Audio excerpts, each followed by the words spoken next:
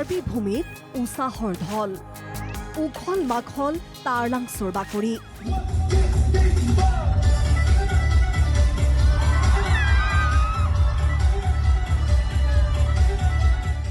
ফাগুনৰ সময়ত এই ৰং বিৰঙৰ পৰিৱেশ ডিফুৰ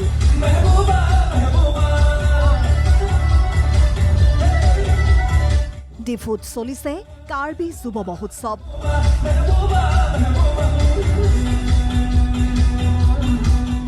1974 চনতে কেইবাগৰাকীও সাংস্কৃতিবান ব্যক্তিৰ উদ্যোগত প্ৰাণ পাই উঠিছিল কাৰ্বি যুৱ মহোৎসৱৰ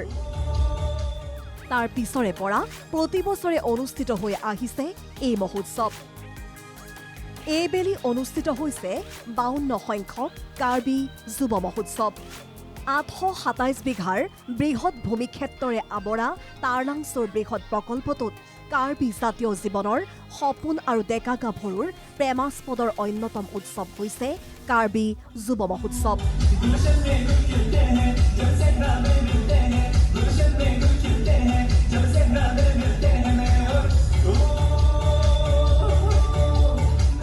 জিলাখনত বসবাস কৰা প্ৰতিটো জনগোষ্ঠীৰ পৰম্পৰাগত কৃষ্টি সংস্কৃতিক অগ্ৰাধিকাৰ দি উদ্যোক্তাসকলে তাৰ্লাংছত সংস্কৃতিৰ পৃথিৱীখনত এক সুকীয়া পৰিচয় লাভ কৰিবলৈ সক্ষম হৈছে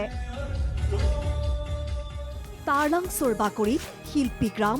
বিভাগীয় প্ৰদৰ্শনীস্থলী বজাৰ গৃহ ক্ৰীড়াংগন জনগোষ্ঠীয় আৱাসগৃহ জনগোষ্ঠীয় নৃত্য আৰু কলা প্ৰদৰ্শনৰ বাবে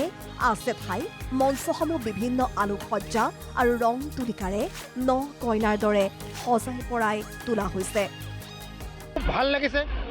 আগন্তুক যেনেকা হৈছিলে বিগত যেনেকা আমাৰ হৈছিলে নহয় তাতকৈ এবাৰ বহুত এক্সাইটেড হৈছোঁ আমি খুব ভাল লাগিছে আৰু মই ট্ৰেডিশ্যনেল ফুড খালোঁ আমাৰ বৰা চাউলৰ ভাত এইটো খালোঁ খুব ভাল লাগিছে আৰু এইটো আমাৰ থিমুখে বুলি কয় কাৰ্বি ভাষাত এইটো লৈছোঁ এইটো কিন্তু দাম কম আৰু অনাগত দিনত আৰু ইয়াকে ভাল হ'ব বুলি মই আশা কৰিছোঁ কাৰ্বি যুৱ মহোৎসৱলৈ আহিলোঁ আহি পেলাই ইয়াতে খুব ভাল লাগিছে ইয়াতে আমাৰ যুৱ মহোৎসৱটোক যি স্বকীয়তা অৰ্জন কৰিছে কাৰ্বি সংস্কৃতি কাৰ্বি সাজ পোছাক ইয়াৰ সামাজিক অৰ্থনৈতিক গোটেইবোৰ সকলো বস্তু ইয়াতে পৰিস্ফুট হৈছে আৰু মই ভাবিছোঁ যে এনেকুৱা ধৰণৰ মহোৎসৱবিলাকে এনেকুৱা ক্ষুদ্ৰ ক্ষুদ্ৰ জাতি সত্তাবোৰৰ যি স্বকীয়তা আছে এই স্বকীয়তা বিশ্ব দৰবাৰলৈ লৈ যাবলৈ সহায় কৰে 52 সংখ্যক কাৰ্বি যুৱ মহোৎসৱত অংশগ্ৰহণ কৰিছে অৰুণাচল মেঘালয়কে ধৰি বিভিন্ন প্ৰান্তৰ শিল্পীগণে শিল্পীৰ শিল্পকলাৰ সাংস্কৃতিক অনুষ্ঠানে যেন মায়া নগৰীলৈ ৰূপান্তৰিত কৰিছে তাৰ্লাংছৰ বাকৰি অজস্ৰ লোকৰ সমাগম হোৱা এই মহোৎসৱৰ সামৰণি বুধবাৰে পুনৰ নিজাম হৈ পৰিব ডিফুৰ পৰা আছাবুৰ ৰহমান NKTV+।